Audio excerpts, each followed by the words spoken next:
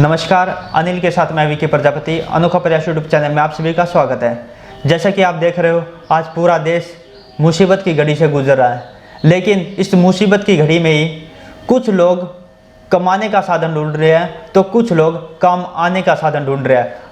कुछ व्यक्ति, कुछ सामाजिक संस्थाएं, सामाजिक लोग ये सोच रहे हैं कि हम किस प्रकार लोगों की सहायता कर सकते हैं, किस प्रकार लोगों के काम आ सकते हैं।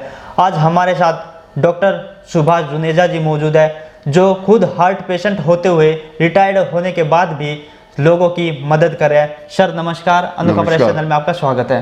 तो सर थोड़ा सा इंट्रोडक्शन दे दीजिएगा अपने बारे में। मैं doctor Subhash Juneja deputy civil surgeon के पद से रिटायर हुआ हूँ। 2011 में रिटायर हुआ था। मैंने MBBS रोहतक से की थी और उसके बाद सरकारी नौकरी लग गई थी। तो डिप्टी सर्जन रिटायर होने के बाद मैं 5 साल तक मेडिकल कॉलेज में HI में सेवा करता रहा। 2011 से लेकर बाद में 8-9 साल तक मैं बाबा बंदा बहादुर सेवा समिति के सौजन्य से वहाँ के हॉस्पिटल में सामाजिक सेवा करता रहा। उसके बाद कोरोना होने के बाद मैं घर से ही टेलीफोनिक फ्री कंसल्टेशन दे रहा हूँ और उसके लिए कोई टाइम की पाबंदी नहीं। जब जिसको दिक्कत होती है वो उसी समय बात कर सकता है। तो सर, जो आज लोगों में डर बना हुआ है कोरोना का, उसको लेकर क्या कहेंगे? क्योंकि कोरोना होने से ज़्यादा कोरोना का डर लोगों को ज़्यादा खतरनाक बना रहा है। बिल्कुल आपकी बात ठीक है।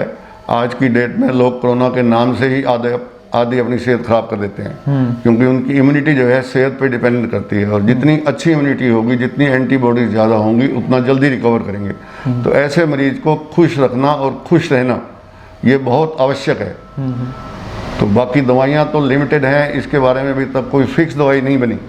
जैसे लक्षण होते हैं, सिम्टम होते हैं, जो तकलीफ होती है उसके हिसाब से दवाई दी जाती है, लेकिन अच्छी खुराक और खुश रहना ये सबसे बड़ा इलाज में मददगार है। सर, जो व्यक्ति घर पे रहता है वो सोचता है कि मैं स्वस्थ हूँ, लेकिन मेडिकल में जाने के बाद उसको पॉजिटिव घोषित किया जाता है अगर वो रिपोर्ट अपनी चेक करवाता। तो ये क्या कुछ है, इसके बारे में किस प्रकार बताएंगे आप? नहीं, ऐसा नहीं है। सवाल यह है कि वो घर में रहते हुए, क्योंकि इस कोरोना की बीमारी में पहले 5-6 दिन लक्षण बहुत कम होते हैं। मरीज ये समझता ही नहीं कि मैं बीमार हूँ, लेकिन टेस्ट कराने के बाद पता लगता है कि वो पॉजिटिव है। ये बीमारी 6-7 दिन के बाद जब फेफड़ों में ये वायरस जाती है तब लक्षण आने शुरू हो जाते हैं, जिसमें तेज बुखार का होना, लगातार खांसी आना, जिसको हैकिंग कफ बोलते हैं। तो उसके बाद मरीज दिक्कत मानता है। उस टाइम वो अस्पताल में पहुंचता है, तब तक वो काफ़ी लेट हो चुका होता है।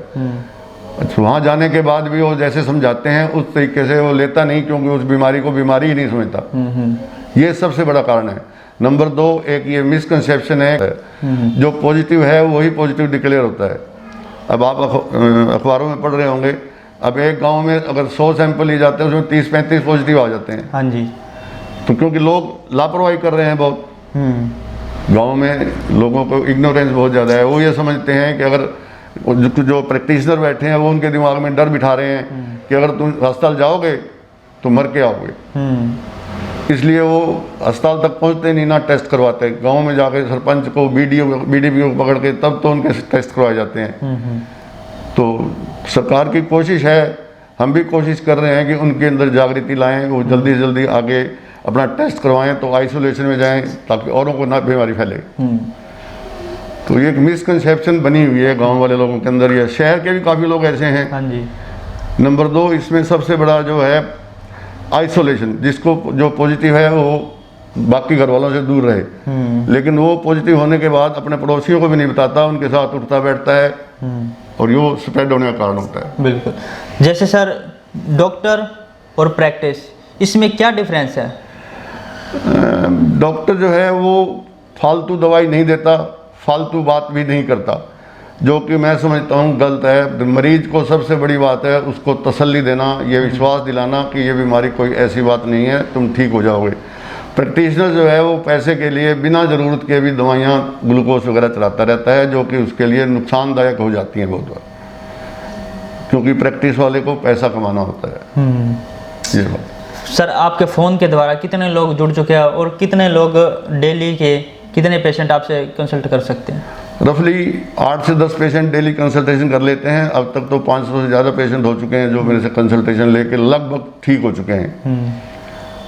तो अब तक मेरा तो एक ही पेशेंट जो है जो ICU में गया है, नहीं तो लगभग 99% घर में ही ठीक हो गए। तो सर जैसे देखने में आता है कि जो वैक्सीन है, वैक्सीन लगाई जा रहा है, वैक्सीन से लोग डर रहे हैं कि लगवानी नहीं चाहिए, क्या ये सही है या क्या गलत है? नहीं, ऐसा है, वैक्सीन लगवाने से हमारे शरीर में इम्यूनिटी बढ़ेगी, एंटीबॉडीज बनेंगी जो बीमारी को शरीर को नुकसान करने से बचाएंगी। लेकिन सर सुनने में ये भी आया कि कुछ व्यक्ति जो जिनको वैक्सीन लगी थी वो एक्सपायर भी हो चुके हैं, इसका क्या कारण है? नहीं, वो लगता है नंबर एक तो जब तक पूरी दोनों डोज नहीं लगती तब तक पूरी ताकत नहीं आती। नंबर 2, एक वैक्सीन की डोज लगने के बाद अगर इन्फेक्शन होता है तो वो कई बार नुकसानदायक हो जाता है। नंबर 3, उनकी लापरवाही मरीज की जो है वो बहुत महंगी पड़ती है। अब किसी को सांस की तकलीफ हो रही है, वो घर में बैठा हुआ या किसी RMP GMS के पास अपना इलाज करा रहा है, उसको ऑक्सीजन की जरूरत है, ऑक्सीजन नहीं लगवाता या नहीं मिलती तो उसके कारण उसकी डेथ तो होगी। हाँ जी। अदरवाइज जिनको 2 डोज लग गई हैं उसके 15 दिन के बाद अगर किसी को इन्फेक्शन होता है तो उसको 95% तक कोई फैटल नहीं होता। इन्फेक्शन हो सकता है, कीटाणु अंदर जा सकते हैं। अब आपने खांसी की, मान लो आपको कीटाणु है, मैं बैठा हूँ तो मेरे अंदर जाएंगे कीटाणु तो अंदर जाएंगे, मैं पॉजिटिव हो जाऊंगा लेकिन मेरे शरीर को नुकसान नहीं करेंगे। हाँ जी। तो वैक्सीन का ये सबसे बड़ा फायदा। तो वैक्सीन लगवाने के बाद सर क्या क्या सावधानी रखनी चाहिए? कोई भी ऐसी बात नहीं है, सिर्फ ये है कि किसी को पहले दिन 1 या 2 दिन बुखार हो जाता है तो उस टाइम पैरासिटामोल की गोली ले सकते हैं। बाकी अदरवाइज तो कोई लंबी चौड़ी बात नहीं है, ड्रिंक्स को अवॉइड करना है, बाकी रूटीन लाइफ में काम करना है, कोई ऐसी खास बात नहीं है, ना कोई रेस्ट की आवश्यकता है ना कुछ है। जैसे नॉर्मल रूटीन में आदमी काम करता है वैसे ही काम करेगा। मैं आप सभी दर्शकों को एक बात बता देना चाहता हूँ, डॉक्टर जी MBBS कर रखी है इन्होंने, क्योंकि इस एज में भी लोगों के काम आ रहे हैं, लोगों की सेवाएं दे रहे हैं, लेकिन नहीं तो इस एज में ये होता है कि हम घर पे रहे, खाना खाए, आराम से चैन की नींद सोए। तो सर आप किस प्रकार लोग आपसे जुड़ सकते हैं फिलहाल? अब मैंने फेसबुक पे डाला हुआ है। नंबर 2, क्योंकि मैंने रोहतक डिस्ट्रिक्ट में ही सारी जॉब की है, 35-36 साल की जॉब जो है सारी रोहतक डिस्ट्रिक्ट में, महम, कानौर, कलानौर, सिविल हॉस्पिटल रोहतक में। तो यहाँ के लगभग सभी लोग जुड़े, ये और इनके रिश्तेदार जो बाहर रहते हैं वो लगभग सभी जुड़े हुए हैं टेलीफोनिकली, तो टेलीफोन से कंसल्टेशन लेते रहते हैं। सर का नंबर मैं डिस्क्रिप्शन में भी डाल दूंगा, आप संपर्क कर सकते हैं, किसी भी टाइम बेझिझक संपर्क कर सकते हैं। आपको पूरी सावधानी के साथ बताएंगे, किसी भी प्रकार की कोई दिक्कत नहीं आने देंगे। लेकिन अगर सर के पास आप आते हो तो सिर्फ नाम मात्र दवाइयों के पैसे ही लेंगे, नहीं तो फ्री ऑफ कॉस्ट सब कुछ है। ठीक है सर? बिल्कुल ठीक है। तो अनोखा प्रयास टीम के बारे में आप क्या कहना चाहोगे जी? मैंने बहुत खुश हुआ ये सब सोच के कि आप भी एक तरह से समाज सेवा कर रहे हैं, लोगों को जागरूक कर रहे हैं, तो ये तो बहुत बड़ी सेवा है और मैं इनको गुड विशेस देता हूँ कि ऐसे लगे रहें, लोगों की सेवा करें, कर्म करने से ही फल मिलता है। बहुत बहुत धन्यवाद सर। जैसे कि आपने देखा, हमारा मकसद कोई इस प्रकार का नहीं पैसे कमाने का, हमारा मकसद सिर्फ लोगों के काम आने का। अनोखा प्रयास चैनल का नाम है और अनोखी चीज़ ही आपको दिखाएंगे जिससे आप सभी का सहयोग हो सके, सभी का भला हो सके। बहुत बहुत धन्यवाद।